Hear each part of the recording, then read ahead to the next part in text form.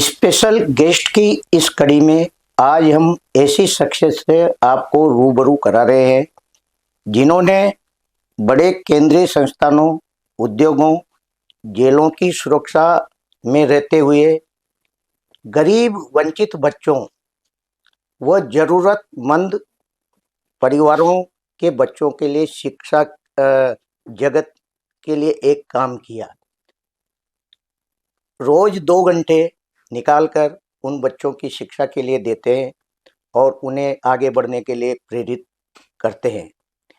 ऐसी शख्सियत आज हमारे साथ राकेश निखज जी, कोटा थर्मल पावर में CISF के डिप्टी कमांडेंट है। इनसे इनकी कहानी, इनकी जुबानी सुनेंगे। ये कहाँ से हैं, शिक्षा वगैरह इनकी कहाँ हुई और कब से इस सेवा से जुड़े। आइए बात करते हैं राकेश निखज जी से।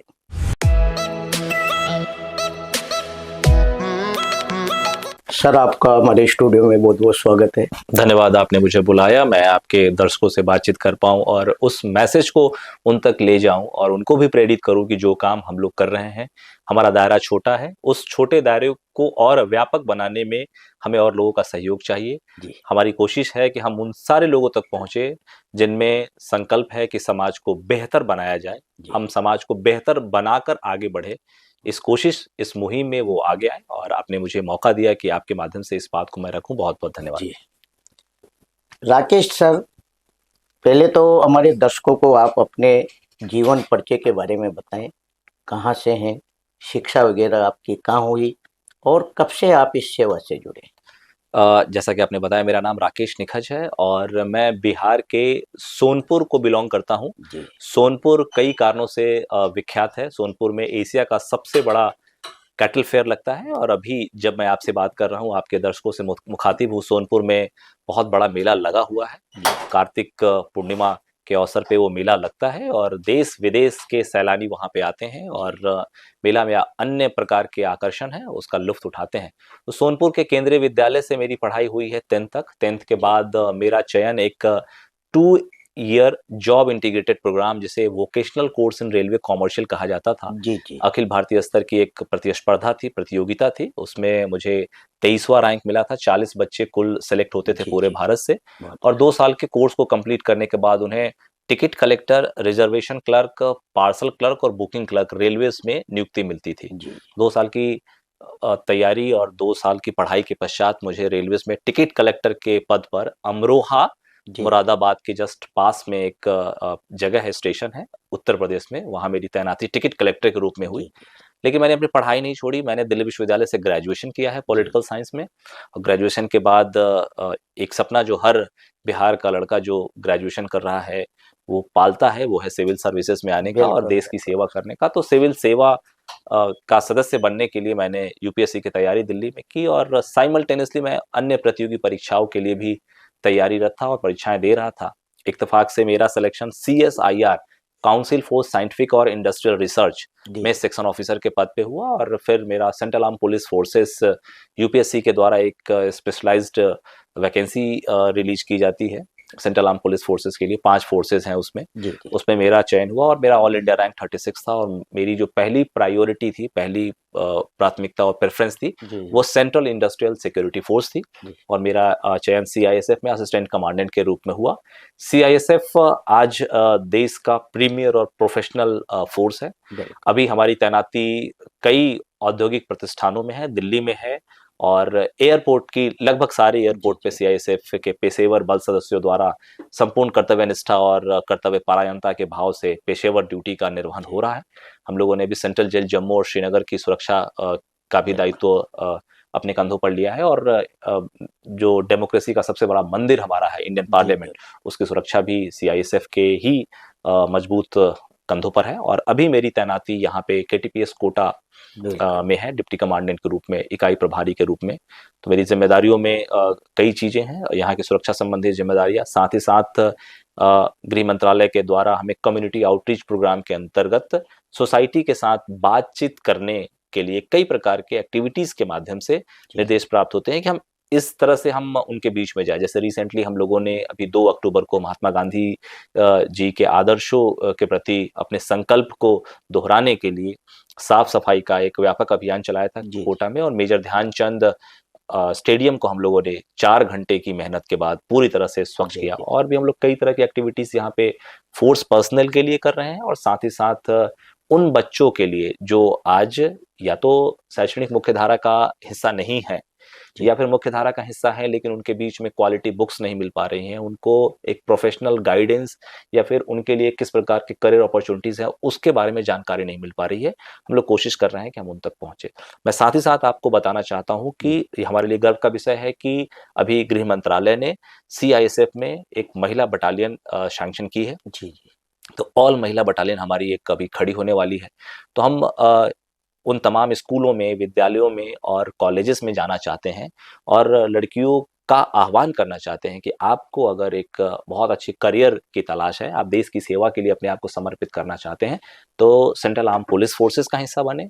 और मैं उनसे रिक्वेस्ट कर रहा हूं कि CISF में करियर की जरूर तलाश करें, जी और उस करियर को प्राप्त करने के लिए क्या स्ट्रैटेजी होनी चाहिए, किस प्रकार की किताबों को उनको पढ़ना चाहिए, क्या उनसे अपेक्षा है, बौद्धिक स्तर पे किस प्रकार की अपेक्षा है, उसके लिए हम उनको गाइड करेंगे।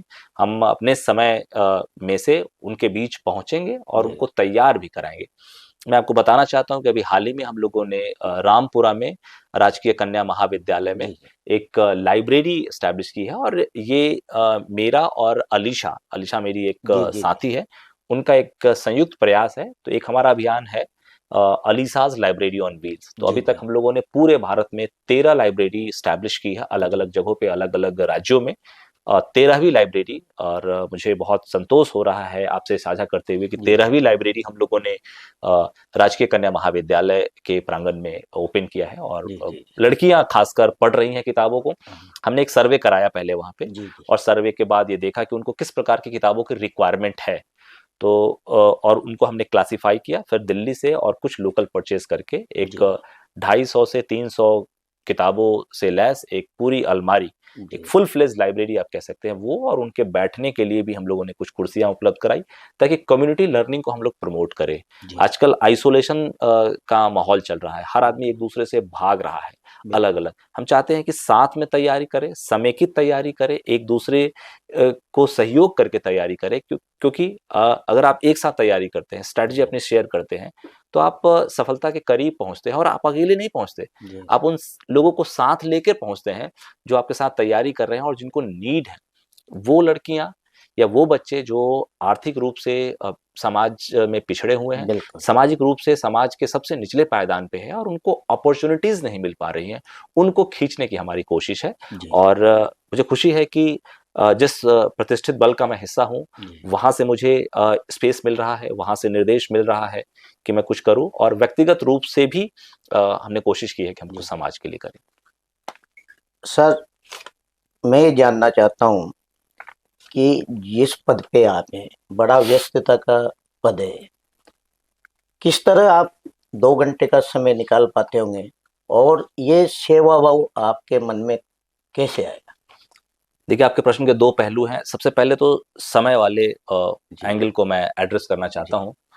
देखिए, टाइम मैनेजमेंट एक स्किल है। जी जो व्यक्ति अगर आपसे कहता है कि उसके जीवन में समय नहीं है, तो मेरा ये मानना है, ये मेरा व्यक्तिगत मानना है, समय तो है, समय को मैनेज करने का उसके पास स्किल नहीं है। जी तो 24 घंटे में हमारी कई तरह की प्रायोरिटीज होती हैं, जिसमें प्रोफेशनल कमिटमेंट है, डोमेस्टिक जो आपकी जिम्मेदारियां हैं वो है, लेकिन आदमी इन दोनों के बीच में ही बट जाता है। जी ये भूल जाता है कि एक तीसरा भी पक्ष उसके जीवन का इंटीग्रल पार्ट है, उसकी पर्सनालिटी को बनाने में वो आज जो कुछ भी है उसके निर्माण में उसकी इंपॉर्टेंट भूमिका है, और वो है समाज। बिल्कुल तो आप जब दो पक्षों के लिए समय निकाल सकते हैं, तो आप समाज के लिए भी समय निकाल सकते हैं। बिल्कुल हाँ, ये जरूर है कि आप अपने लिए जो समय निर्धारित करके रख रहे हैं, जी उसमें से कटौती करनी पड़ेगी। जैसे आपने अगर 8 घंटे की नींद के लिए निश्चय लिया है, जी तो उसमें से 2 घंटे की कटौती करनी पड़ेगी। तो इतना त्याग तो आपको समाज के लिए करना, और मेरा ये मानना है कि ये त्याग नहीं है।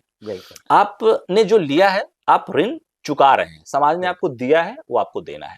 और दूसरा जो प्रश्न था कि इसके पीछे की प्रेरणा, तो इसके पीछे की जो प्रेरणा है और प्रेरणा बनी रहेगी, वो मेरी माँ है, जो आज इस दुनिया में नहीं है।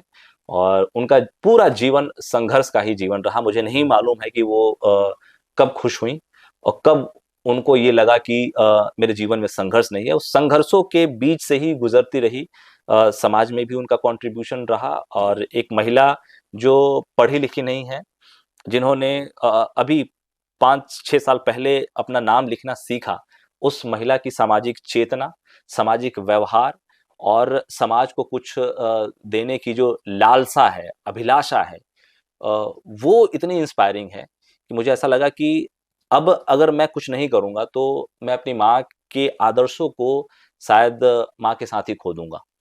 तो मैं चाहता हूँ कि उनकी जो विरासत है, जैसा वो चाहती थी वो करना चाहती थी, या मेरे माध्यम से वो करता हुआ देखना चाहती थी।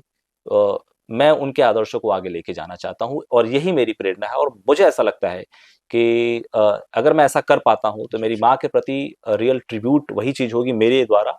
और मैं अपनी माँ को कभी भी महसूस नहीं करना चाहता कि मेरे जीवन में नहीं है। मैं आपको ये बताना चाहता हूँ जी, कि जी। वो बहुत अच्छा गाती थी, अच्छा। लोकगीत बहुत अच्छा गाती थी। और अभी मेरे में इतनी इतनी हिम्मत नहीं है कि उनके गाए हुए गीतों का जो वीडियो का संग्रह है मेरे मोबाइल में है, मैं जी, देख ही नहीं पाता। जी, जी। जैसे मैं स्क्रॉल करता हूँ फोटोग्राफ्स और वीडियोस, तो माँ की फोटो भी आती है तो मैं जल्दी से स्क्रॉल, मुझ में इतनी हिम्मत नहीं है कि उनके फोटो के सामने ठहरूं, रुकूं, उनको देखूं, या फिर मैं अफ़सोस करूं कि माँ मेरे बीच में नहीं है। जी, मैं उस पल को बिल्कुल हटा देना चाहता हूँ। जी। और मुझे ऐसा लगता है कि ये जो मेरी जो बेचैनी है कि और अफ़सोस है मेरे जीवन में, बेचैनी ये कि मेरी माँ का जीवन संघर्ष में ही बीत गया। और जब उनको मतलब सुख के बीचों-बीच होना चाहिए था, जी, जब जी, उनको उल्लास के बीचों-बीच होना चाहिए था, तो वो हमारे बीच नहीं है। जी, तो मैं चाहता हूँ कि उनके जो आधे-अधूरे जो काम हैं, जी, जो उन्होंने सोचा है, वो मैं पूरा करूँ। और अ, इसी तरीके से मुझे करना है। मैं उनकी ही मेमोरी में एक अपने गृह क्षेत्र में लाइब्रेरी इस साल ओपन करने वाला हूँ, 200 लोगों के लिए फ्री ऑफ कॉस्ट पढ़ने के लिए। जी, जी। अभी उनकी मेमोरी में मैंने स्वर्गीय लगनी देवी मेमोरियल अ अ, बैडमिंटन टूर्नामेंट का आयोजन करवाया है, विलेज ओलंपिक का आयोजन जी, कराया जी। है, और कई तरह की एक्टिविटीज़ हम लोग कर रहे हैं ताकि उनकी जो स्मृति है, उनको हम बिल्कुल। आगे लेके जाएँ। सर, आप जिस पद पे हैं, दूसरी बात, कई अधिकारी होते हैं, लेकिन आप ऐसे अधिकारी हैं जो अपनी तनख्वाह का 10% वंचित बच्चों में खर्च करते हैं। कैसा मन में भाव जगता है उस समय? अच्छा भाव है। ये लगता है कि मुझे ऐसा लगता है कि इतना कम क्यों है मेरे पास कि मैं 10% ही दे पा रहा हूँ। अगर और ज़्यादा होगा तो मैं इसको 10 से 20% करूँगा, और ज़्यादा होगा और ज़्यादा का 20% तो और ज़्यादा होगा। जी, तो मैं चाहता हूँ कि मैं मेहनत करूँ और उन उन बच्चों तक पहुँचूँ जिनके प्रति मेरी ज़िम्मेदारी, और मैं कुछ दे नहीं रहा हूँ। मैं जी, अगेन मैं कह रहा हूँ, आपको अगर कुछ भी अगर मिल रहा है ना, तो आप इसके लिए एंटाइटल्ड हैं। जैसे एक अंग्रेजी में कहावत है, "you get what you deserve." जी, whatever you are getting, actually you are entitled for this. अगर आज मुझे ये मौका मिल रहा है कि मैं आपसे बात करूं, जी, आपके प्रश्नों का जवाब दूं, तो मेरे लिए तो ये एक अपॉर्चुनिटी है। मेरे लिए तो बिल्कुल, एक विषय है, गर्व और गौरव का विषय है कि आज जहां मुझे 10 लोग कल जान रहे थे, आपके माध्यम से आज 5 या 50 लोग और जानेंगे। बिल्कुल। और किस व्यक्ति को मान सम्मान पद प्रतिष्ठा नहीं चाहिए इस जीवन में? मुझे भी चाहिए। मैं चाहता हूं कि मुझे लोग जाने, मेरे काम के लिए जाने। और बिल्कुल, काम के लिए जाने तो मेरे ऊपर एक दबाव ज़रूर रहेगा, एक मोरल दबाव, बिल्कुल। कि अगर लोग मुझे जान रहे हैं, प्यार कर रहे हैं, मेरी प्रशंसा कर रहे हैं, तो मैं और उनके अपेक्षाओं पे खड़ा उतरने का प्रयास करूँ, मैं और कुछ करूँ। तो ये फीलिंग 10% अपनी सैलरी का कंट्रीब्यूट करना अलग-अलग सोशल एक्टिविटीज़ के लिए, जी, ये बहुत ओवरवेलमिंग फीलिंग है, मुझे बहुत अच्छा लगता है। और इसमें मेरी वाइफ़ की तरफ से भी कोई जी, रोका-टोकी नहीं है। वो जी, भी सहृदय इसमें सहयोग करती है। वो सर गंगाराम हॉस्पिटल में डॉक्टर अनामिका ह्यूमन रिप्रोडक्शन में है दिल्ली में, जी, जी, तो उनकी तरफ से भी मुझे आर्थिक मदद मिलती है, सहयोग मिलता है। जी। सर, आप ग्रामीण परिवेश से आते हैं, ग्रामीण अंचल को जिया है आपने। जब ऐसे वंचित बच्चों और ज़रूरतमंद परिवार के बच्चों को आप आगे लाते हो, तो कैसा उनके बीच में आकर उनको कैसा लगता है और अपने मन को कैसा होता? देखिए, ये तो ऐसी फीलिंग है जिसको शायद शब्दों में तो बयां नहीं किया जा सकता। ये फीलिंग है, इसको बस महसूस किया जा सकता है। और मुझे बहुत अच्छा लगता है। जी, और जब मैं कह रहा हूँ बहुत अच्छा लगता है तो ये जो मेरी फीलिंग है उसको शब्दों के सहारे मैंने व्यक्त करने का प्रयास किया है, लेकिन वो फीलिंग शायद अभिव्यक्त नहीं हो पा रही जो मैं जी, जी, महसूस करता हूँ। जैसे मैं बताऊँ, जब मेरी पोस्टिंग एससीसीएल सिंगरैनी में थी तो सिंगरैनी का जो लोकेशन है वो ऐसा है कि वहाँ पे इंडस्ट्रियल कोल की माइनिंग होती है। जी, जी, तो उसी के पास एक ऑर्फेनेज था, वहाँ हम लोग जाते थे लड़कियों से मिलने, बातचीत करने और उनको अगर उनकी ज़रूरत की कोई चीज़ें होती हैं उनको उपलब्ध कराने। उसमें से कुछ बच्चियाँ ऐसी थीं जिनको सेक्स ट्रेड से रेस्क्यू कराया गया था। अच्छा, यंग लड़कियाँ, 12 साल, 14 साल, 15 साल की लड़कियाँ। जी, और उन लड़कियों के बीच में जाके उनकी ज़रूरत को समझना, उनको अपने पैरों पर खड़ा रहने के लिए मोटिवेट करना, और ये एक सेशन नहीं हुआ, कई सेशन, और उनके ज़रूरत की चीज़ों को उपलब्ध कराना। जी, और फिर आप उनके साथ संबंध विकसित करते हैं, एक बड़े भाई, एक बड़े गार्जियन और जी, पिता और पुत्री का, बड़े भाई और बहन का, एक केयर टेकर का। और तब आप उनके बीच जाते हैं और आपके पूरे शरीर पे 4 लोग, 5 लोग कूदने लगते हैं, जी, इधर से पकड़ते हैं, उधर से पकड़ते हैं। ये फीलिंग तो मुझे ऐसा लगता है कि आप बहुत लकी हैं जी, जी, कि ईश्वर ने आपको ये मौका दिया है। देखिए, ह्यूमन बीइंग सेल और टिश्यू के साथ-साथ इमोशन से बना हुआ आदमी है। बिल्कुल, तो हमारे सही, इमोशंस को अगर साकार किया जा रहा है ऐसे अपॉर्च्युनिटीज़ से, ये अपॉर्च्युनिटी ही एक तरीके से है जी, कि आप सक्षम हैं तो आप कुछ कर रहे हैं, ये अपॉर्च्युनिटी आपको मिल रही है कुछ करने के लिए, जी, और उनके जीवन को आप बदलने का प्रयास कर रहे हैं। जिनका जीवन कहीं न कहीं किसी न किसी विषम परिस्थितियों में, या फिर है प्रकृति की ये योजना है कि उन्हें वो नहीं मिल पा रहा है जो उनको मिलना चाहिए। बचपन इसलिए है कि वो गुड्डे और गुड़ियों के साथ खेले। बचपन बिल्कुल, इसलिए है कि वो सुनहले सपनों को जहाँ पे वो खेल रहे हैं, खेल के मैदान में गढ़े। बचपन इसलिए नहीं है कि वो सर पे ईंट लेकर किसी भवन निर्माण में काम। बचपन इसलिए नहीं है कि वो किसी बिल्कुल, ढाबे पे जाकर छोटू के नाम से जाने जाएँ, राजू के नाम से जाने बिल्कुल, जाएँ और किसी के प्लेट में खाना परोसे। बचपन इसलिए, लेकिन अगेन है ये चीज़ें हमारे बिल्कुल, लाइफ में। मेरे लिए इम्पोर्टेंट है कि आप कितना कर रहे हैं। अंधेरे में बैठकर अंधेरे की शिकायत करने से बढ़िया है कि पड़ोसी के घर से एक दिया चुरा जी, के भी जला लिया जाए। बिल्कुल, मेरी ये फीलिंग है। और मेरा ये मानना है, मैंने तो यहाँ के डीएम साहब जो गोस्वामी सर हैं उनका एक व्हाट्सएप पे एक कोट पढ़ा था और मेरे लिए काफ़ी इंस्पायरिंग है जी, कि मैं कितना बदल पा रहा हूँ आस-पास के लोगों के जीवन को, ये महत्वपूर्ण है। बहुत खूब, तो क्या कितना हम सुंदर, बड़ा करेंगे ये मुझे नहीं मालूम है, लेकिन हम अपने एफर्ट को लेके ईमानदार रहें। तो वो मेरे लिए बहुत इंस्पायरिंग कोट था। मैंने मेरी एक बार बात हुई थी सर से और फिर मैंने उनका व्हाट्सएप स्टेटस देखा था। जी, तो आप कितना बेहतर छोड़ के जाते हैं। आप जब जाते हैं तो कितना बहुत बढ़िया, बेहतर है। बहुत तो ये सुंदर मेरे बात, लिए इंस्पायरिंग कोट है। बहुत सुंदर विचार है सर आपके। सर मैं ये जानना चाहता हूँ कि जब आपके पास प्रगति मैदान की सुरक्षा थी, की ज़िम्मेदारी थी, उस समय आप में ये भाव जागा, सेवा भाव, उस संस्मरण सुनाएँ हमारे दर्शकों को।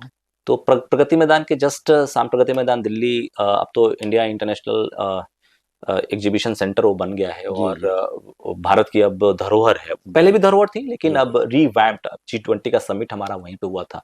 तो ये भारत की बहुत बड़ी संपत्ति है वो जी, इंडिया इंटरनेशनल एक्सपोजिशन सेंटर। उसके जस्ट सामने एक अनऑथराइज्ड कॉलोनी आप कह सकते हैं, थी जी, वहाँ पे। वहाँ पे एक नीतू सिंह नाम की एक लड़की थी जो बच्चों को आपकी पाठशाला के नाम से एक छोटा-सा विद्यालय चलाती जिसमें जी, 40-45 बच्चे होंगे। उसी झुग्गी के बच्चे उसमें जी, पढ़ाई करते थे। और जब मैं मेरा एक मौका मिला, मुझे मेरा एक इंटरेक्शन हुआ नीतू सिंह से। हम लोग एक्सप्लोर करते रहते हैं, जी, जी, आस-पास को जानने का बिल्कुल, प्रयास करते बिल्कुल, हैं, तो पता चला कि वहाँ पे एक विद्यालय है, तो बच्चों के बीच में गया और उनके साथ इंटरैक्ट किया। मुझे बहुत अच्छा लगा, बच्चे बहुत टैलेंटेड थे, पोटेंशियल था उनमें। जी, और जो एटिकेट्स, मैनरिज़्म आप स्टूडेंट लाइफ में एक्सपेक्ट करते हैं, जिसे कहते हैं कि ये सफलता की नींव है, वो बिल्कुल, उन बच्चों में लगा मुझे। लेकिन उनके पास रिसोर्सेज़ की कमी कमी थी। थी, तो पहली जो लाइब्रेरी हमारी वहाँ पे अलीसास लाइब्रेरी ऑन व्हील्स थी, हमने वहीं एस्टैब्लिश की। हाँ, और इसके पहले अलीशा इस लाइब्रेरी से आई और यहाँ से हमने एक फुल फ्लेज लाइब्रेरी कैंपेन शुरू किया, जिसे हम अलीसास लाइब्रेरी ऑन जी, व्हील्स के नाम से हम चलाते हैं। अलीशा जैसा कि मैंने आपको बताया, मेरी सहयोगी है और अभी यूएसए में है, जी और उसने एक किताब भी लिखी हुई है, नंबर सेंस। उस किताब से जो भी पैसा आता है वो जी पूरा चैनलाइज होता है किताबों को प्रोक्योर करने के, लाइब्रेरी स्टैब्लिश करने के लिए। और इसके पहले मैंने सुलभ शौचालय कॉम्प्लेक्स में, जी हमारे कुछ सहयोगी हैं, अमित हैं दिल्ली में, वो एक कैंपेन चलाते हैं, झुग्गी के बच्चों को वहीं पे इकट्ठा करके पढ़ाते हैं। जी मैं भी वहां पे जाके, जब भी दिल्ली में हूँ या फिर जब दिल्ली में था या दिल्ली जाना होता है, मैं बच्चों के बीच में जाके उनकी क्लासेस लेता हूँ, उनको पढ़ाता हूँ, या फिर उनको और जीवन के चैलेंजेस को कैसे फेस किया जाए उसके लिए गाइडेंस प्रोवाइड करता हूँ। तो वहाँ हमारी पहली लाइब्रेरी थी, जी अलीसाज लाइब्रेरी ऑन व्हील्स के पहले एक लाइब्रेरी हम लोगों ने एस्टैब्लिश की थी वहाँ पे। और वो लाइब्रेरी ऑन व्हील्स इसलिए है कि वहाँ पे सुलभ शौचालय कॉम्प्लेक्स में ब्रिक एंड मोटार लाइब्रेरी आप एस्टैब्लिश नहीं कर सकते, जी क्योंकि उन लोगों ने रिक्वेस्ट करके सुलभ शौचालय कॉम्प्लेक्स में, यानी कि जहाँ लोग आते हैं बिल्कुल उसको बाथरूम और टॉयलेट के रूप में जी यूज जी करने के लिए, उसके पीछे करीब अब तो 129 के आसपास बच्चे हैं, और एकेडमिकली हम लोगों ने उनको अडॉप्ट किया हुआ। उनकी जो भी जी किताब और कॉपी संबंधित रिक्वायरमेंट होती है वो हम लोग करते हैं। उनके बीच में कभी कभी क्विज कॉन्टेस्ट भी कराते हैं। जी मैं एक वाकया शेयर करना चाहूंगा। एक बार हम लोगों ने वहाँ पे क्विज कॉन्टेस्ट ऑर्गेनाइज किया, जी और 5 टीमों में हम लोगों ने बच्चों को डिवाइड किया था, और उनको सिलेबस भी बताया था, उनको एक किताब भी उपलब्ध कराई थी कि आपको यहीं से तैयार जी करना है, Indian polity, Indian economy, science and tech वगैरह वगैरह। और 10 राउंड के बाद हमारे लिए तय करना मुश्किल था कि अभी नंबर 1 पे कौन है। बैक टू बैक 40 अगर ए को है तो 40 जो छठी टीम है उसको नंबर मिले हुए हैं। और 10 राउंड के बाद एक बच्ची जो थी वो अभी पढ़ाती है वहां पे, जी जी मुस्कान, उसने एक प्रश्न का उत्तर नहीं दिया और उसे लगा कि अब मैं पिछड़ गई हूं, तो 20 मिनट तक वो रोती रही। अरे वाह 20 मिनट तक वो लड़की रोती रही। अब जीवन को इस गंभीरता से लेने की जो संवेदना है, वो अगर किसी बच्ची में अगर आप अपने अभियान के माध्यम से डाल देते हैं, प्रतिस्पर्धा का यह स्तर, और प्रतिस्पर्धा भी वो कि सकारात्मक हस्तक्षेप से, आप जी नेगेटिव तरीके से नहीं, कि आपको ऐसा लग रहा है कि मेरी तैयारी में ही कुछ कमी रह गई, मुझे और पढ़ना चाहिए।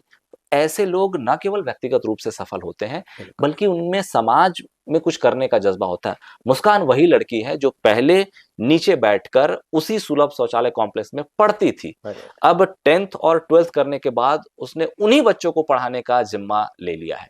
ये बदलाव है, ये चेंज है। बिल्कुल अगर ईश्वर आपको सक्षम बना रहे हैं, तो ईश्वर की एक योजना है। उस योजना को आपको समझना पड़ेगा। ईश्वर उस योजना को आपको बताएंगे नहीं, बिल्कुल आपको समझना पड़ेगा। अगर आपको, जैसे आप में अगर प्रतिभा दी है, जर्नलिस्टिक अगर एप्टीट्यूड और एटीट्यूड दिया है, जी तो आप आज बैठ के समाज को आप अच्छी चीजें प्रदान कर रहे हैं। बिल्कुल आपने जिन मैं बहुत सारे इंटरव्यूज आपके देख रहा था, और काफी बढ़िया तरीका, आपका जो कम्युनिकेशन स्किल है वो काफी इंस्पायरिंग है।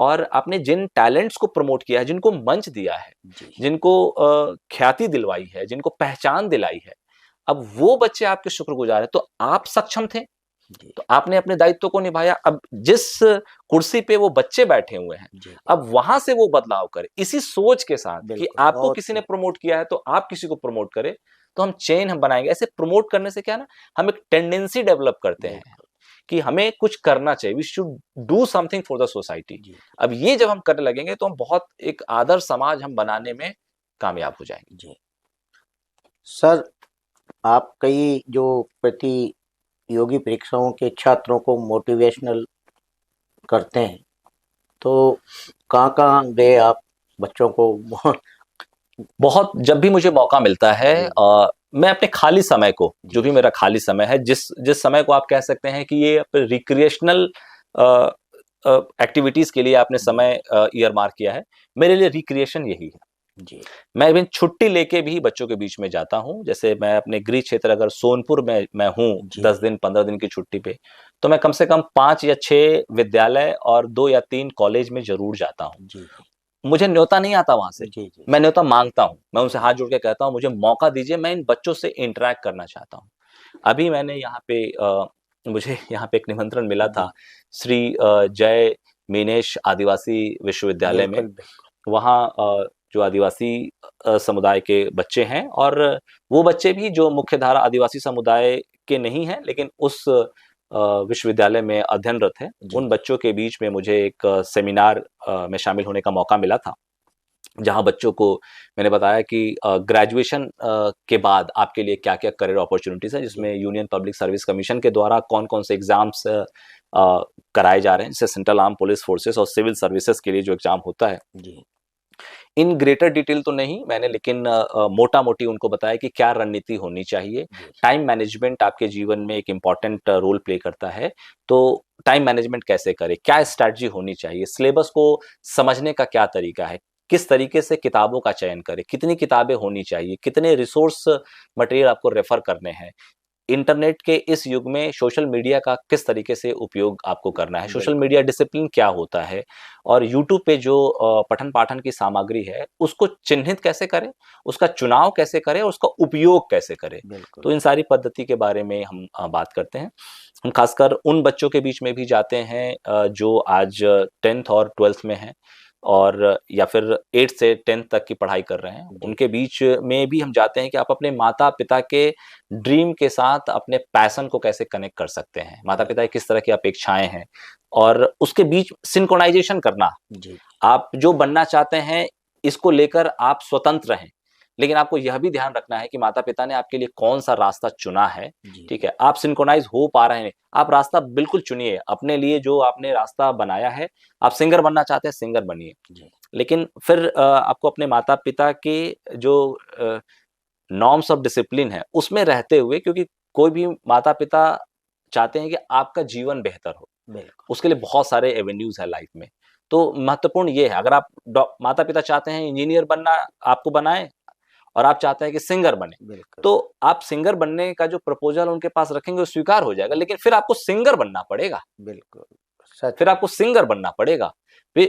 मोटा मोटी बात यह है, बॉटम लाइन ये है कि आपको अपने पेरेंट्स के जीवन को साकार करना है। वो कैसे होगा? वो चाहते हैं कि आप स्वावलंबी बने, आपकी जो प्रतिभा है, देखिए हर आदमी तो सिंगर नहीं बन सकता, हर आदमी आईएएस नहीं बन सकता, हर आदमी सेंट्रल आर्म पुलिस फोर्सेस में असिस्टेंट कमांडेंट नहीं बन सकता, लेकिन यही एंड नहीं है जीवन का।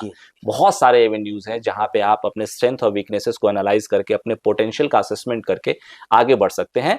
और आगे बढ़ने की जो पहली शर्त है वो ये है कि आपको अपने गोल को अपने हिसाब से चिन्हित करना, अपने स्ट्रेंथ और वीकनेसेस के हिसाब से चिन्हित करना चाहिए। आपके जीवन में एक गोल यानी कि एक ड्रीम होना चाहिए। उस ड्रीम को पाने के पीछे का आपको मोटिवेशन क्या है, उसका ज्ञान होना चाहिए कि क्यों आप वहां पहुंचना चाहते हैं। ठीक है, और जो तीसरा पक्ष है वो है, उसको दो भागों में डिवाइड कर सकते हैं। उसका फिलोसफिकल पक्ष ये है कि वहां तक पहुंचने की तैयारी क्या, रणनीति क्या होनी चाहिए, और उसका जो दूसरा पहलू है वो ये है कि आप उस फिलोसफिकल पक्ष को निभाने के लिए कितना मेहनत कर सकते हैं। क्या आप 8 घंटे टेबल कुर्सी पर बैठ सकते हैं? क्या आप रिवीजन के लिए एडिशनल 2 घंटा निकाल सकते हैं? क्या आप नए मैटर को पढ़ने के लिए, कल क्या होने वाला है क्लास में, उसके लिए भी 1 घंटा 1.5 घंटा निकाल सकते हैं, और आप 6 घंटे की नींद के लिए तैयार हैं, जबकि नींद आपको 8 घंटे की लेनी है। तो स्टूडेंट लाइफ में कुछ सैक्रिफाइसेस आपको करने पड़ते हैं। सर, कितने राज्यों में आपने लाइब्रेरी की स्थापना की?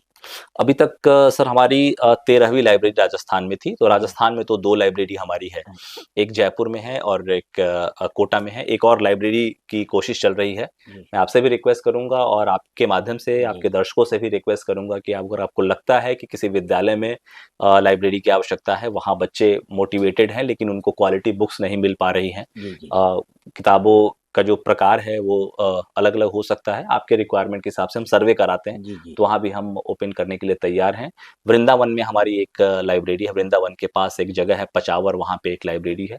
शामली में हमारी एक लाइब्रेरी है। तो उत्तर प्रदेश में तो 2 लाइब्रेरी है। दिल्ली में मैंने आपको जैसा बताया कि सुलभ शौचालय कॉम्प्लेक्स में एक लाइब्रेरी तो है ही, और एक प्रगति मैदान के सामने थी, लेकिन अब वहाँ डिमोलिशन हो गया है, तो वो लाइब्रेरी अब दादरी में शिफ्ट हो गई है। जम्मू एंड कश्मीर में हमारी एक लाइब्रेरी है, सिद्धिपेट तेलंगाना में हमारी एक लाइब्रेरी है, बिहार में हमारी एक लाइब्रेरी है, सोनपुर में जो मेरा गृह क्षेत्र है उसके जस्ट बगल में ही एक जगह है दड़िहारा, वहाँ पे हमारी लाइब्रेरी है। तो कई जगहों पे, कई राज्यों में है, और हमारी कोशिश है 2024 अब चूंकि समापन पे है, लेकिन हम लोग इसको फिनेंशियल ईयर के रूप में ट्रीट कर रहे हैं। तो 31 मार्च 2025 हमारा 2024 का अंत होगा। तो उस समय तक हमारी कोशिश है कि हम कम से कम 20 लाइब्रेरी तो ओपन करें। एक बहुत लाइब्रेरी बढ़िया। हमारी वैदिक इंटर कॉलेज में है, और मैं आपको बताना चाहता हूँ वैदिक इंटर कॉलेज में शुक्ला जी प्रधानाध्यापक थे और जी काफी मोटिवेटेड थे। वहां पे हमने लाइब्रेरी खोली, ये इटावा में है, जी दिबियापुर में। जी जी और अभी उनका तबादला प्रयागराज में हो गया, और प्रयागराज पहुंचने के बाद उन्होंने हमें एक रिक्वेस्ट लेटर भेजा है कि यहाँ पे बच्चे बहुत एक्साइटेड हैं, लाइब्रेरी के बारे में बताया, और आप एक लाइब्रेरी खोलिए प्रयागराज में। जी तो दिसंबर में अगर मुझे छुट्टी मिलती है तो मैं प्रयागराज में एक लाइब्रेरी शुक्ला जी के लिए जरूर ओपन करूंगा। क्या बात, क्या सुंदर विचार है सर। सर जैसे आप बता रहे थे मुझे कि जैसे अन्न श्री योजना, इस पर भी आप काम करते हो जैसे सरकार की तरफ से, क्या आपका इस पे फोकस रहता है? जैसे अभी श्री अन्न योजना के अंतर्गत आज हम लोग एक फूड मेला का आयोजन कर रहे हैं अपने जी कैंपस में, और उसमें फूड स्टॉल्स लगाए जा रहे हैं, और हमारे जो फोर्स मेंबर्स हैं उनके फैमिली मेंबर्स, जी उनसे हम लोगों ने रिक्वेस्ट किया है कि ऐसे फूड तैयार करें जो मिलेट बेस्ड हो। और जी हम लोगों ने अपने यहाँ भी, जैसे हमें ऊपर से निर्देश मिलता है कि जैसे आजकल चल रहा है कि दो चीज़ों पे हमारा ध्यान है, एक तो फिजिकल फिटनेस पे, बिल्कुल। और फूड हैबिट्स को हम इस तरीके से रखें कि आपका फिजिकल फिटनेस का जो गोल है वो पूरा हो जाए। जैसे जी हम लोग एक अभियान चलाते हैं फिटनेस की डोज 1 घंटा रोज। तो अच्छा। हम लोग तमाम तरह की फिजिकल एक्टिविटी कराते हैं, और जरूरी जब फिजिकल एक्टिविटी करते हैं तो आपका फूड का इंटेक होलसम होना चाहिए, बैलेंस होना चाहिए, न्यूट्रिएंट्स बेस्ड होना चाहिए, और साथ साथ ऐसा होना चाहिए कि आपका उस फूड कंजम्पशन से आपने जो अभी किया है वो कॉम्प्रोमाइज ना हो, वो स्ट्रेंथन हो, ऑगमेंट हो जो आपने जी फिजिकल एक्टिविटी की है। तो 30% के आसपास हमारा जो मेस में जो भी बनता है, तो 30% इनटेक है मिलेट बेस्ड फूड का, और हम लोग इसको और धीरे धीरे बढ़ा रहे हैं। हम लोग फैमिली मेंबर्स को भी रिक्वेस्ट कर रहे हैं कि आप लोग इसको अपने जीवन में इम्प्लीमेंट करें, और ऐसे कार्यक्रमों के आयोजन के माध्यम से हम लोग आम लोगों तक भी पहुंचने का प्रयास कर रहे हैं कि न्यूट्रिएंट जो जी आपको मिलेट से मिल रहा है उसको समझिए, पहचानिए, और उसको अपने जीवन का हिस्सा बनाइए। जी अच्छा फूड हैबिट, जब आप अच्छा खाते हैं तो अच्छे विचार बिल्कुल आते हैं। बिल्कुल। तो ये हमारी कोशिश है। सर जैसे हमें जानकारी मिली आपके बारे में कि आप टीम लीडर हो, लेकिन जो आपके साथी हैं उनके बीच में भी आप उनकी बराबर हिस्सेदारी निभाते हो? देखिए, लीडर की जो परिभाषा है, लीडर वही है जो लीड करता है, जी बहुत जो बढ़िया। आगे से चलता है। जी और आगे से चलने का मतलब आप कदम ताल आगे तक नहीं करना है, जी आपको अपने लोगों के बीच में रहना है, उनके बहुत सुंदर। रिक्वायरमेंट्स को। मैं अगेन बोलता हूं, जब आप लीडर होते हैं तो आपकी उम्र कुछ भी हो, आप उन सबके अभिभावक होते हैं, फादर होते हैं या मदर होते हैं। जी तो फादर और मदर की जब आप भूमिका में होते हैं तो केयरिंग भी होते हैं, आपको केयर भी करना है, आपको बिल्कुल प्यार भी देना है।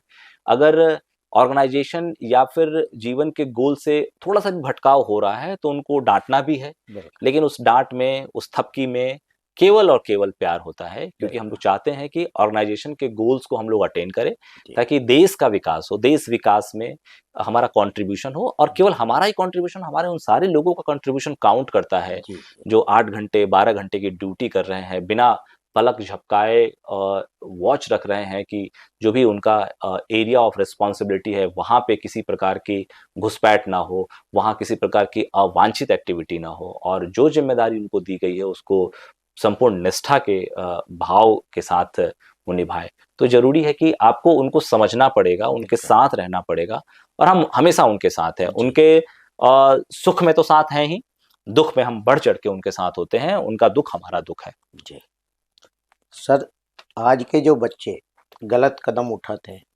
यानी भेड़ चाल की तरह एक ही क्षेत्र के लिए आगे बढ़ते हैं, उन बच्चों को आप क्या संदेश देना चाहेंगे? मैं यही बताना चाहूंगा कि देखिए, आप अगेन अपने स्ट्रेंथ और वीकनेस को समझिए। जो भी करियर आप करियर के संबंध में जी पूछ रहे हैं, जो भी आप करियर। करियर चुनना चाह रहे हैं, उसके बारे में पहले पढ़िए, समझिए।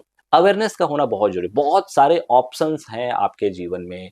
आप डॉक्टर बन सकते हैं, इंजीनियर बन सकते हैं, प्रतियोगी परीक्षाओं की तैयारी कर सकते हैं, स्टार्टअप के लिए आप जा सकते हैं, लॉ के फील्ड में जा सकते हैं, मैनेजमेंट के फील्ड में जा सकते हैं।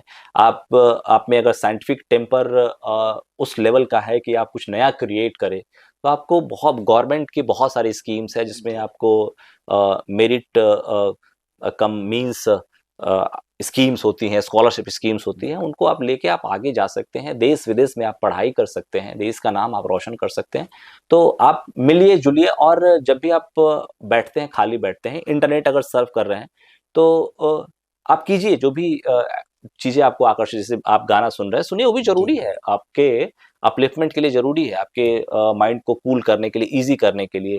गीत संगीत में भी रुचि का होना बहुत जरूरी है, ड्राइंग अगर करते हैं तो कीजिए, लेकिन साथ ही साथ उस टाइम में कुछ टाइम निकाल कर आप देखिए कि क्या क्या करियर अपॉर्चुनिटीज हैं आपके पास। जब आप 10th करते हैं, उसके बाद 12th करते हैं, उसके बाद ग्रेजुएशन के बाद, पोस्ट ग्रेजुएशन के बाद कौन कौन से विश्वविद्यालय भारत में हैं, उनका क्या कॉन्ट्रीब्यूशन है, या फिर देश में अगर आप 5-6 लोगों को चिन्हित कीजिए कि ये लोग हैं जो अलग अलग फील्ड में बहुत अच्छा कर रहे हैं, उनका बैकग्राउंड आप डिस्कवर कीजिए कि इन्होंने कहाँ से पढ़ाई की है, किस चीज की पढ़ाई की है, उस पढ़ाई की क्या उपयोगिता रही है, उस पढ़ाई को करने के बाद एक व्यक्ति, कोई एक्स हो सकता है, वो आज कहाँ है, क्या लिंकेजेस हैं, कैसे वो पढ़, क्या जर्नी रही है। मोटा मोटी मैं यही सुझाव देना चाहता हूँ, उनकी जर्नी के बारे में आप डिस्कवर कीजिए कि उनकी बायोग्राफी, या फिर कई जो लोग हैं जिनका सोशल और इकोनॉमिक और पॉलिटिकल लाइफ में कंट्रीब्यूशन इमेंस है, उनकी जो यात्रा रही है संघर्ष की, उसको आप डिस्कवर करने का प्रयास कीजिए, और मन बनाइए कि क्या आप उन पद चिन्हों पे चलकर वहां पहुंच सकते हैं। तो ये मतलब कि ये 5 या 10 मिनट में तो नहीं तैयार किया जा सकता, लेकिन हाँ, अगर आप इस तरीके से, अगर आप जिज्ञासा डेवलप करेंगे ना, खोजबीन की जो प्रवृत्ति है वो अपने कैरेक्टर में इंटीग्रेट करेंगे, तो आप निश्चित रूप से, जब आप क्यों, कैसे, कब, कहां, इस तरह की अगर इंक्वायरी, फैकल्टी ऑफ इंक्वायरी अगर डेवलप करेंगे ना, तो आप निश्चित रूप से कई ऐसे प्रश्नों पर पहुंचेंगे जिसके बारे में आपने नहीं सोचा है, और कई ऐसे उत्तर आप ढूंढ लेंगे जो आप सामान्य तरीके से खुद से बात करके तो नहीं ढूंढ सकते। लेकिन अगर आप जैसे हर चीज में अगर आप क्यों करेंगे ना, हर चीज को आप क्वेश्चन कीजिए, तब आप निश्चित रूप से ऐसे सवाल आप ढूंढ सकते हैं, और जिसके माध्यम से आपके कैरेक्टर का विकास हो, आपके पर्सनालिटी का डेवलपमेंट हो, और कई ऐसे उत्तर आपको मिलेंगे जो आपके लिए जीवन की राह बताएंगे। ये जीवन की राह है। ये थे हमारे साथ केटीपीएस में सीआईएसएफ के डिप्टी कमांडेंट राकेश निखश जी। इन्होंने इनके ड्रीम के बारे में बताया। गरीब वंचित बच्चों को ये शिक्षा प्रदान करते हैं, और स्वयं 2 घंटे अपने जीवन के 2 घंटे उन बच्चों को शिक्षा के लिए देते हैं। साथ ही 10% राशि अपनी तनख्वाह की इन बच्चों के भविष्य के लिए लगाते हैं, और इनका सपना है कि ऐसे वंचित बच्चे समाज का एक हिस्सा बने। आज ये हमारे बुलावे पर हमारे स्टूडियो में पधारे। अगले हफ्ते हम नए मेहमान से रूबरू होंगे। नमस्कार। Thank you sir.